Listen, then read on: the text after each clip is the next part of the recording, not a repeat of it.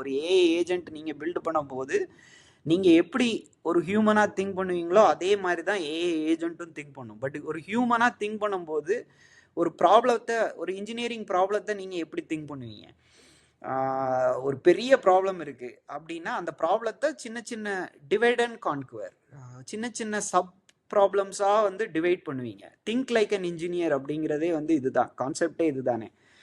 ஒரு பெரிய டாஸ்க் இருக்குது, அந்த டாஸ்க்கை சின்ன சின்ன டாஸ்க்காக வந்து டிவைட் பண்ணுவீங்க.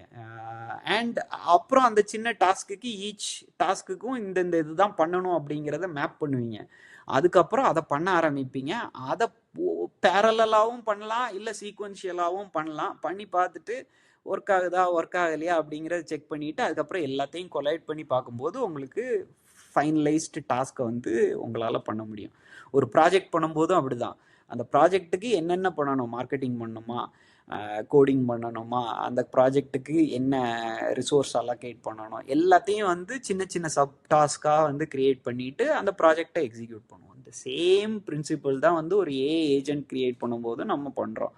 சின்ன சின்ன டாஸ்க்காக அலாட் பண்ணி அதை ஒவ்வொரு டாஸ்க்குக்கும் ட்ரையல் அண்ட் எரர் பண்ணிவிட்டு கடைசி கொலேட் பண்ணி அந்த டாஸ்க் அச்சீவ் ஆயிடுச்சா ஆகலையா